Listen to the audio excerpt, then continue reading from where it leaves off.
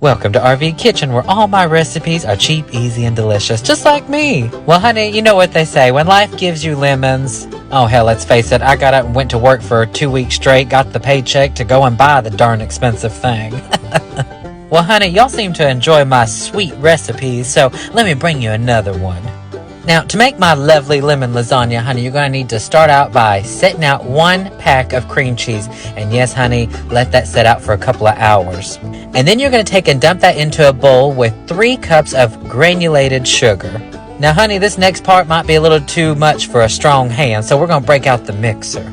And here you can see why it helps to have that cream cheese nice and somewhat room temperature. The most important part about this recipe is when you're going to assemble, you're going to need to mix the sugar in with the cream cheese first. That way you don't have a gritty texture. Beat it on high for about 2 minutes and then, honey, give it a good old lick and see if you'd like some more sugar. I'm going to go in with a little bit more there. This really depends on how sweet you like it. But 3 cups is a good base to start from. Then, once you get that beat in, baby, you're going to add in about a teaspoon and a splash of some good vanilla extract. And like my hubby, I'm just going to work this on over. Ooh, this looks good. Me and a box of graham crackers could have a fun night with this. Alright, now to the party, we're going to add in some fresh lemon juice. And honey, I do recommend the fresh stuff. Lemon extract just doesn't work the same. Now, depending on how tart you like it, honey, go for about 3 to 4 lemons squeezed. Just keep in mind, however much lemon juice you add may thin down your mixture too much. The consistency we're looking for is something that's pretty pliable and creamy. Oh, and don't forget to scrape down them edges of the bowl, baby. That's going to help you keep them lumps out. Now, honey, those lemons were nice and tart. And as much as I like tartness, they were a little too tart for me. So we're going to go in with another 1/4 cup. So altogether, honey, we've got 3.5 cups of sugar. And then we're going to go in with some heavy whipping cream. I'm going to hit this with about 1/4 to 1/2 cup. And what this is going to do is it's going to kind of balloon out this lovely mixture and give it a nice texture. I'm not going to bother with whipping that whipped cream up into stiff peaks and folding it in. It's going to work just fine like this.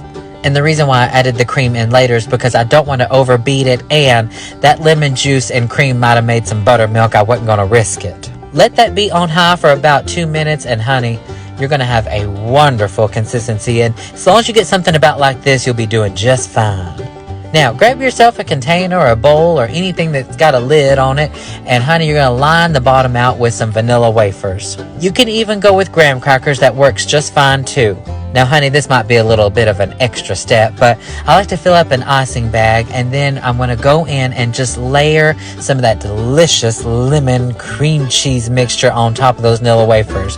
You can spoon it in, but this is going to help keep everything in place. You can see where that consistency is paying off now. And honey, pretty much, you're just going to layer this on up between that lovely lemon mixture and then those vanilla wafers.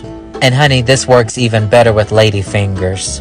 And rather than cream cheese, you can totally use mascarpone. Oh, if y'all would like to see that recipe, I'll do that one up for you too. Now, once you get to the top, baby, where the fun don't stop, you're going to take the back end of a spoon and just smear it on out. Ooh, have a lick, baby. Now, I've got a few vanilla wafers left and some crumbs there, so we're going to take the day's aggression out and just give that a good old beating. Now, just scatter the top with those cookie crumbs, and baby, just like that, you have a fabulous dessert. We're going to pop a lid on this bad boy and let it sit in the fridge for at least 3 hours, if not overnight. And honey, trust me, it's even better the next day. Oh. In fact, honey, this is one of those great desserts that you can do a couple of days in advance, especially if you're going to a little outing or a family get-together. Now, when it comes to plating this up, honey, well, you can do anything. You can serve it in a nice little dish or pop it in a cute little glass. And honey, keep in mind, you could do these up in little jars and give them out as gifts.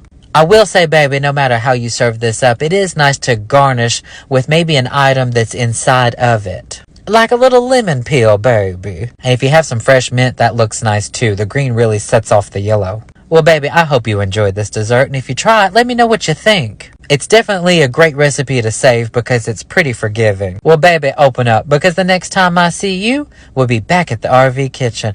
Ooh.